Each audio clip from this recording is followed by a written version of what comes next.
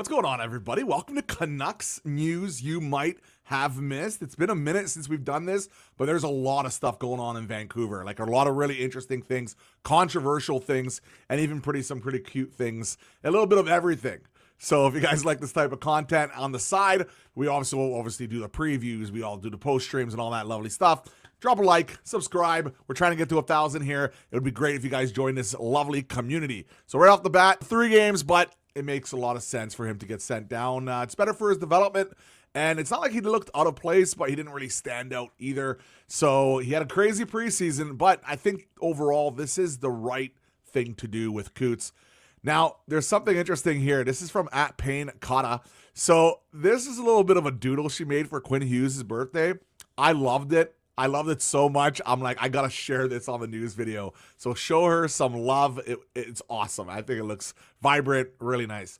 All right, for some recap stuff. This is Adam Foote and our man, Canucks News Summaries, with the good old-fashioned recap as always. So he's a good friend of the channel. So this is the really interesting stuff I found. So Joseph and the Bluger injury update. So we'll go on the road trip. We'll know more in the next few days about his availability. Bluger is close, but is not sure if he'll play against the Stars. We need Bluger, right? Like, he's another veteran guy. We just called up Sasson. He might get a game before Bluger comes in there, but he's a good penalty killer. Bluger is important for this team, you know? It stabilizes a lot of things. Practice focus. Wants to play fast hockey. Practice rush drills. Please. Please. Keep practicing those rush drills, transition drills. Did a lot of 1v1. 2-on-2 and 3-on-2 closing out plays. So that's good to see. Line combinations are still tweaking things. Might move the lines around against the Stars, leaning towards playing Pettersson with Garland and maybe Kane. Hedo would play with Besser and Jake DeBrusk.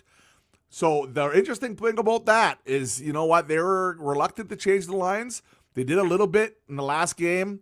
Now it does look like they're going to be interested in actually going out and doing this. And also, Marcus Pettersson was down on the third line, third D pair. DPD got moved up to the second D pair with Meyer. So that's something to look out for as well. I don't know if it's permanent, but something to look out for. But what do you think about the lines if PD is going to go out and play with Kane and Besser? Or would you prefer PD, Garland, and someone else? Would you prefer, like, how would you guys do this? Because this is looks what the coaching staff is kind of thinking about. Honestly, I would give Sherwood a shot in the top 6. Like, why not? Bring that energy. I want to see, is it crazy to think, like, I want to see Garland, Sherwood, and Pettersson together? 2 guys that are just dogs on the puck with Petey, setting them up. It's interesting. I thought Ratu did well with Sherwood, might put O'Connor with them. So that's interesting there. Ratu did have another good game. Coots. Reassigned from the WHL or to the WHL, are proud of him. Did the right thing for his development. Experience was huge for him, and it is with it he will understand how to bring that experience into the locker room. Yeah, it's good for him, right? He got a little taste of that NHL. It's really good.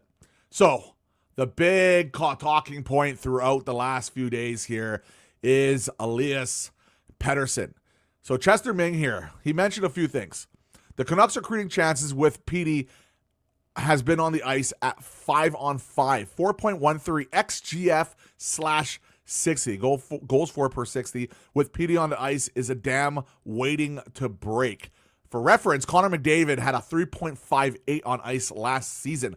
If you guys don't know what that means exactly, the XGF-60 in hockey means expected goals for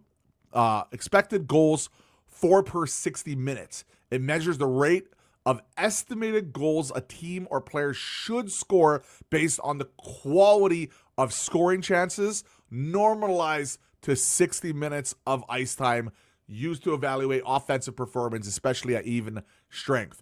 So what he's basically saying here is he should be scoring a lot more than he is right now. A big debate from this, by the way, is the deployment. So Dan Riccio basically said this: I don't care what you think of Elias Pettersson.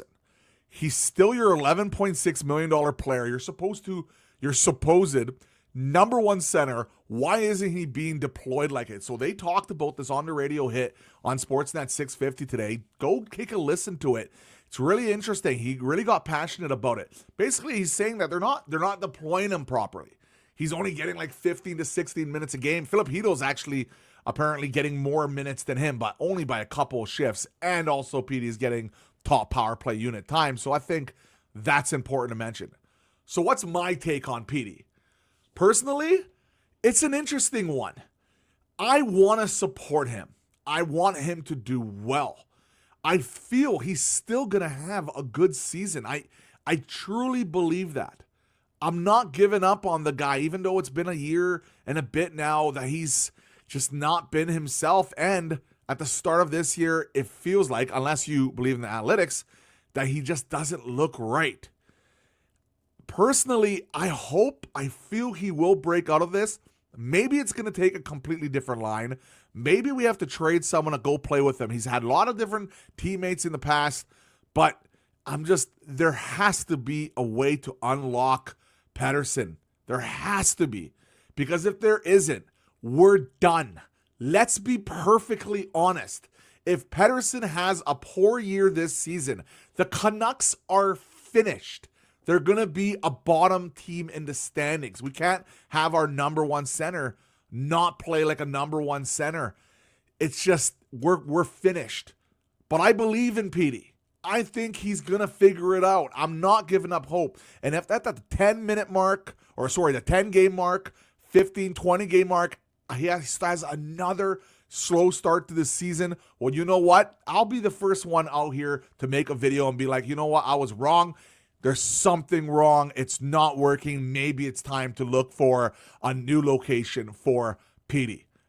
I don't think we're quite there yet, but it is interesting. There's a lot of teams that are struggling right now. The Rangers, Petey for JT. No, I'm just kidding, obviously. But, a team like Buffalo is struggling, right? They have guys like Tage Thompson where they want to shake up. But again, this is all so soon, so early. So what would you guys do in this situation? Change the lineup? Or kind of just keep going with the flow? Do you guys believe in Pettersson? Do you think he's going to snap out of it? Or is this team done? This season is so important with Quinn Hughes. It's the only thing that matters this year is Quinn Hughes. Quinn Hughes wants for him to come back, we got to win. And we got to win quick. And we have a tough schedule. We have a 5-game road trip coming up. Like, this is the time. This is the opportunity now to really put on the gas because we've had a slow start. We're not scoring. That was the fear with the forwards. It's not just Pettersson, guys. It's not just Pettersson. There's a lot of guys who you can talk about who aren't playing that well. So, I don't know. Let's keep watching. Let's see what they do in the next few games. Maybe a dozen games, half a dozen games, whatever. And then we can kind of go back and re-talk about this topic. What do you guys think?